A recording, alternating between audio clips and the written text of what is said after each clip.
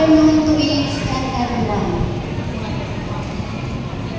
Dahil ako po ang naatasang magpakilala sa ating pangangaon pandangal, hayaan po ninyo na lamigin po ang mga nagtagbabay.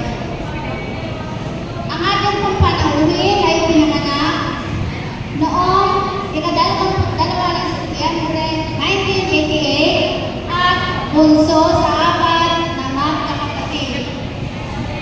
Siya po ay anak ni Ginang Mercy Mendoza at Ginoong Felipe Ignacio. Sila po ay sadyang taga-rito sa NATO. So marami po sa inyo ang nakakakilala sa kanya. Siya po ay nagtapos bilang valedictorian sa ating paaralan, batch 2001. Naalala ko po, yun po ang unang taon na ako'y dumating dito sa paaralan ng NATO, taong 2001. At sila po ang first batch na aking naging eskwela. Siya po ay nagtapos ng sekundarya sa Santa Elena High School, taong 2005, bilang first honorable mention. Siya po ay nakatapos ng kursong Bachelor of Science in Accountancy bilang isang scholar sa Philippine School of Business Administration sa Quezon City. Siya po ay graduate din ng Master in Business Administration. At noong Mayo 2017, siya po ay naging ganap na Certified Public Accountant. Ang mga work experiences po sa Tri Dharma Marketing Corporation. Siya po ay audit analyst mula July 2009 to 2011. Inventory analyst mula August 2011 to May 2013. System admin analyst mula June 13 to December 2013. Finance analyst mula January 2014 to July 2014. At naging General Accounting Analyst mula August 2014 to March 2019. Lumipat po siya sa Accenture Incorporation at siya po ay naging Application Development Senior Analyst mula March 19, 2019 hanggang November 2021. At mula po December 2021 hanggang sa kasalukuyan, siya po ang Application Development Team Leader ng Accenture Incorporation. And now, ladies and gentlemen, ikinagagalak ko pong ipakilala sa inyo ang panauhing pandangal ngayong hapon ito, na wala pong iba kundi si Sir Felipe M. Ignacio II.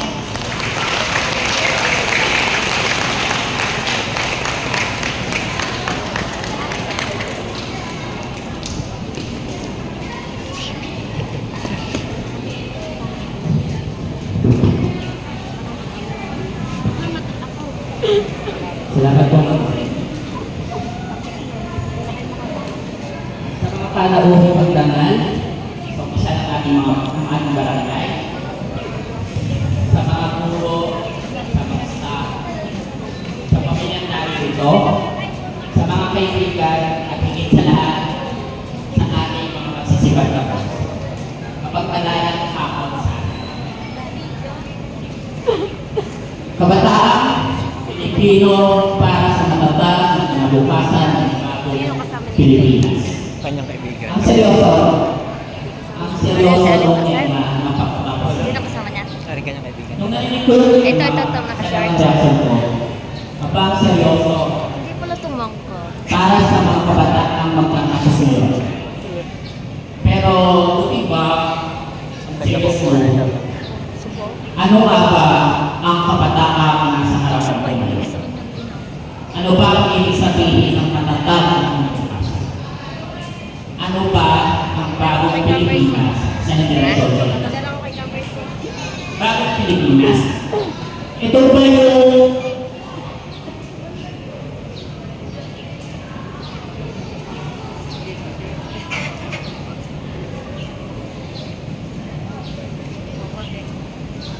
Wala sound. Hindi, kaya.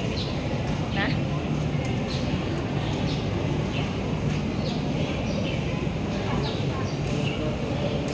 story live?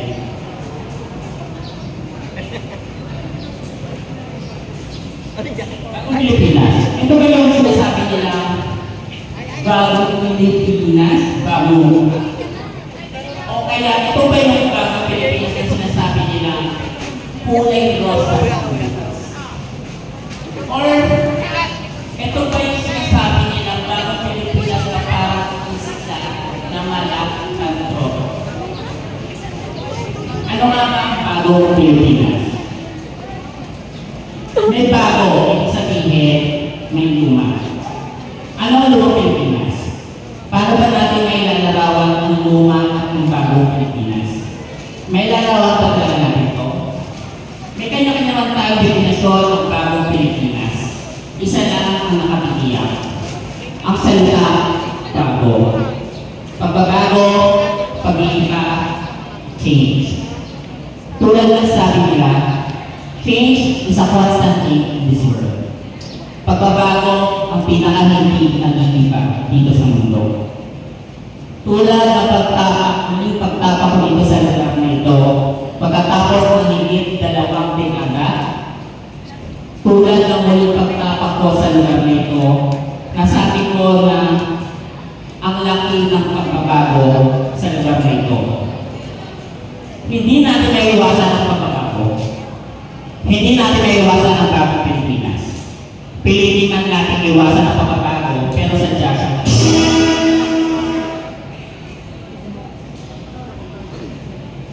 Nakakakaba. Nakakababa ang pagbabago. Nakakatakot. Nakakakilabot.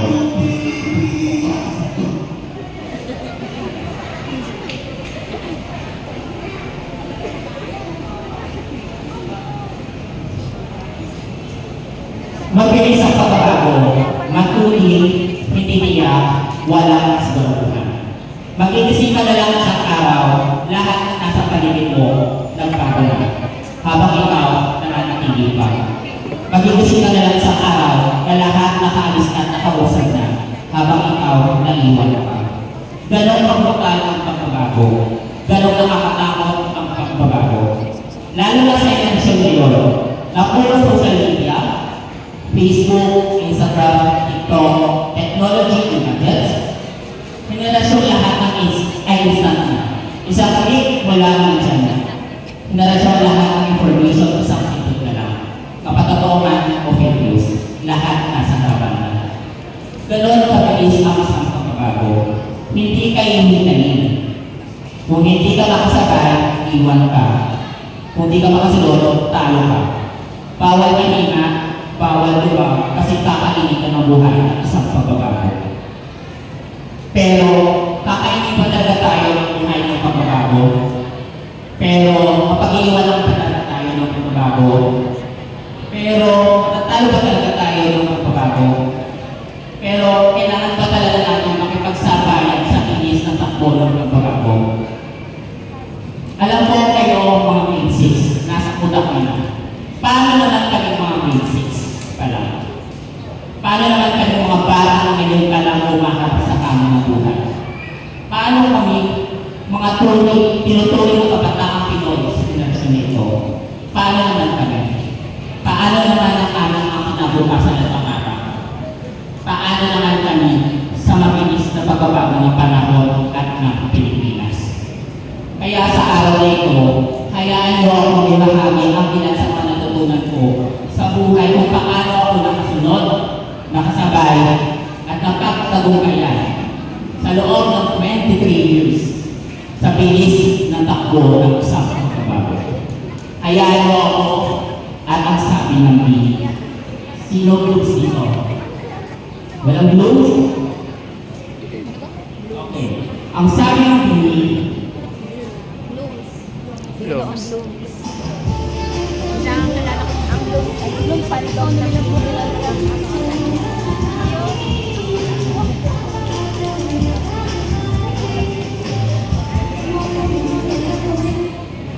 mga batang narito ngayon, para sa bayan ng mabilis na pagbabago tulad ng sabi ng Bini, ipakita mo kung ano ang kaya mong gawin.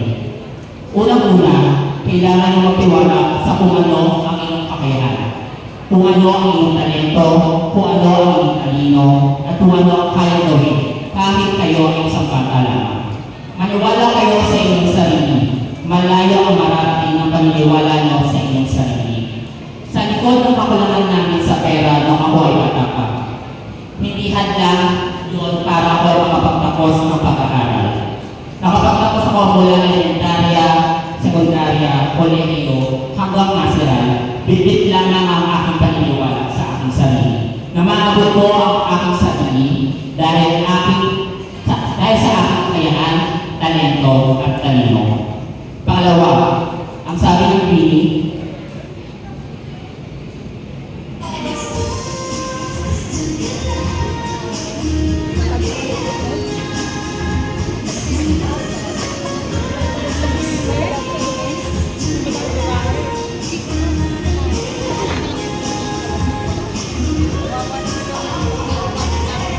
always believe na in journey, there's always someone out there na iyong makikilala at tutulong sa iyo para gumaan ang lahat.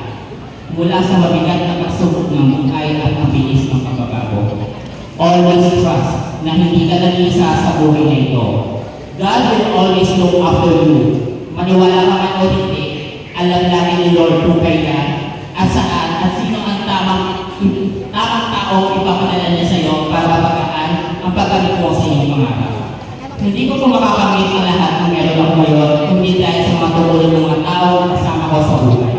Sa mga teachers ko sa Nato Elementary School, kay Ma'am Zenny, kasi kung hindi dahil sa inyo, hindi ko malalaman na may talino pala ang kailan. Sa DSWD at sa mga naging prof ko sa PBGMA, para sa pagbibigay nila sa akin full scholarship at pagsagot ng paggastos nito high school pa ako. Sa PSBQC, kung dahil sa kanila, hindi ako makakapagtapos ng kolehiyo at ng masteral ng libre. Naging magaan na lahat dahil sa mga taong naniwala at tumulong sa akin. Pangatlo, ang sabi ng Bini,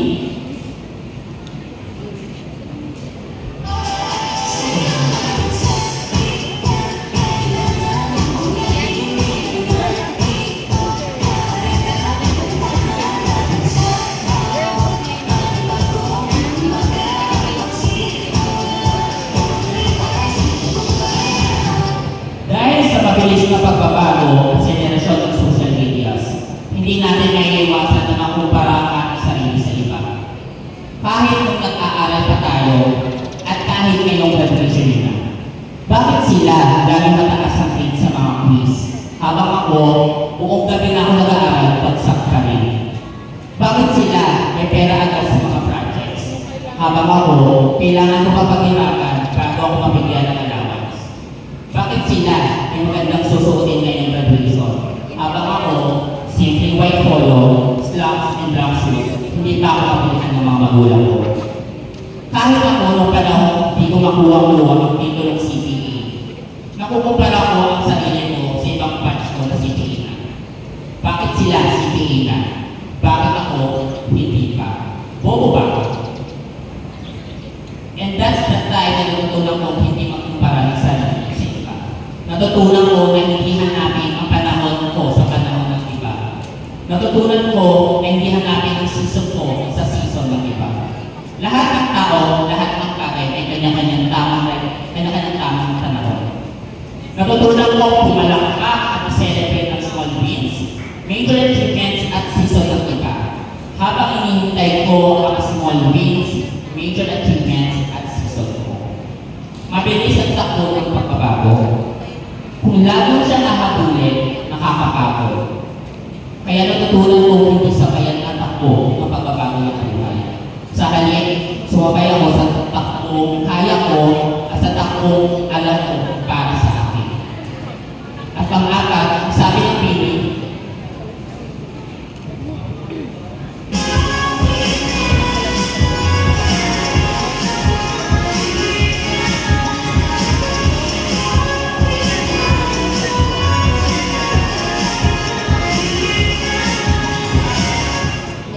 never ever give up.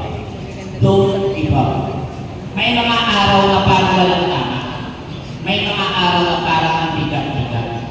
May mga araw na parang hindi kumakayang sa ating lahat. Never give up. Kapit lang. Hindi pala nagpapabor ang buhay para sa atin. Hindi pala panalo. Kadalasan, talo. Pero tulungan ka lang magiging talo sa buhay kapag ikaw ay sumuko. Sabi nga nila, life is not easy, but life is always worth it. Hindi madali ang buhay. Hindi madali ang bilis ng pagbabago ng buhay. Pero masarap mabuhay. Hindi naging madali ang pagkuha ko ng titulo ng CPA. Sa tingin nyo, hulaan nyo, ilang take ako bago ako nakuha ang CPA? Isa? Dalawa? Tatlo? Hindi. Kundi apat. Tama. Pang-apat ko bago nakuha ang titulo ko. Sa karamihan, unang sulok pa lang, unang babaksak pa lang, sumusuko na. May nakapagsabi na rin sa akin na itigil mo na yan. Pang-apat na yan, minamaster ko na ata. May mga tao hindi naniniwala sa akin. Pero may mga tao rin sumusuporta. Marami akong rason para sa tutunan. Pero may isa akong rason para hindi ko gawin yun. Yun ay ang dahil pangarap ko maging CPA. Alam ko kaya ko. Alam ko magiging akin yun. So with the power of not giving up, here I am, guys. I am CPA. By the way, this is my 7th year CPA anniversary. Alam pa kanya naman. And lastly, sabi ng Pili,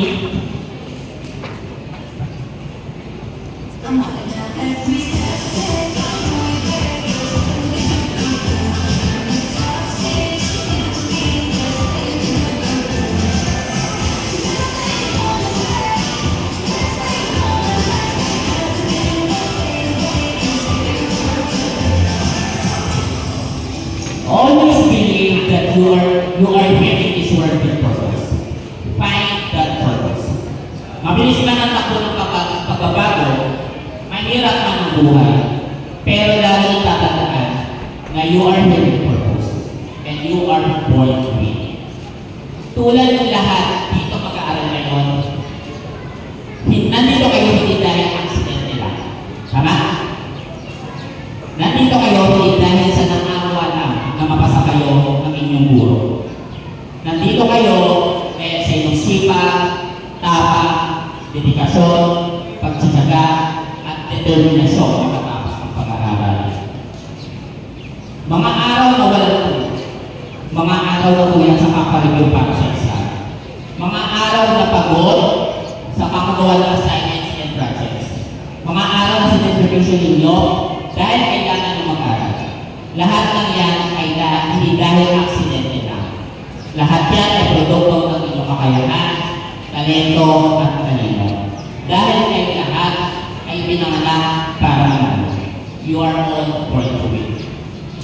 At syempre, hindi posible ang lahat ng ito dahil sa walang sawang pag-aasikaso, suporta, at pagmamahal ng ating mga magulang. Bakit ano natin mga magulang natin, guys? Grabe. Pagkat na natin ang mga magulang natin, just say something. Say thank you at salamat in night time. Just give them gratitude. Yan.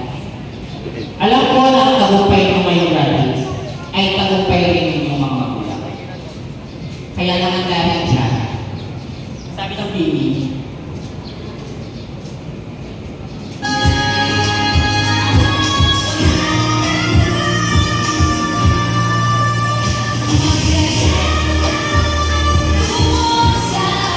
Kaya sabi ng Pili, magkayakap lang tayo anak. Magkayakap lang tayo anak. Matutupad natin ang ating mga pangarap. Mga graduates, mga magulang, alam natin lahat na mahaba-haba pang lalaki at ng mga bata ito. Hindi na natapos sa pagtatapos na ito ang kanilang journey. Ang pagtatapos ng isa ay pagsisimula ng isa. Mapasok pa lang sila sa panibagong journey ng kanilang pag-aaral at ang kanilang buhay. Naniniwala ako na ang mga batang ito, lahat sila may kakayahan, galing, talento, at talento. Hindi man kayo yung nakakamit kayo ng honor, kayo man ay nasa last row ng inyong mga silya, naniniwala ko na balang araw magiging matagumpay kayo lahat. Maniwala lang kayo. Sana kayo mga magulang, ibigay nyo ang buong pusong tiwala nyo at suporta sa inyong mga anak. Dahil tatandaan nyo mga magulang. Wala po ako sa inyong harapan ngayon kung hindi po ako pinagkatiwalaan na suportahan ng isang single mother ng aking ina. Kaya please, nakikusap po ako sa mga magulang. Suportahan niyo po ang inyong aking gulo. Kung kaya ko po na maging matagumpay ako 23 years, kakayanin din ang inyong mga anak. Ang sabi ng Pili, kailangan lang ng tiwala sa inyong sarili. Tiwala ng mga taong tutulong sa inyo. Ang buhay ay hindi isang karera. Huwag na huwag kayong susuko at maniwala you are all born to win. Yan ang magbubuo sa inyo, mga kabataan, sa inyo lahat na magtatapos. Bilang kayo mga kabataang Pilipino para sa matatag na kinabukasan ng bagong Pilipinas. Muli, ako po si Felipe Ignacio II, MBA, CPA, Valedictorian Batch 2001, NATO Elementary School alumnus, at isang certified blue na nagsasabi, maraming salamat po sa lahat. Graduates, families, and friends, enjoy this day. Seize the moment. Celebrate your wins today. At dahil dyan, may sinasabi na naman ang Pili.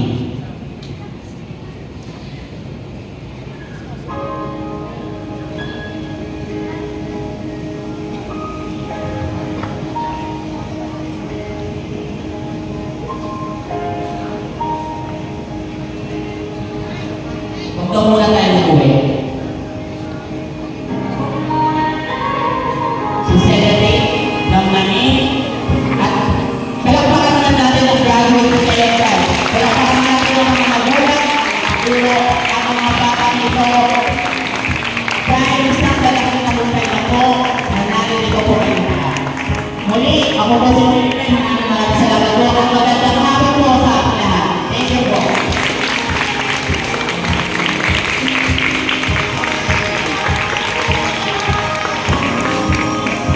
Maraming salamat po, Mayroong Felipe Ignacio II. Inaanyayahan po na wakyang sa entablado ang ating pong panauhin tagapagsalita para sa paggagawa ng sertipiko ng pagpapahalaga. We would like to invite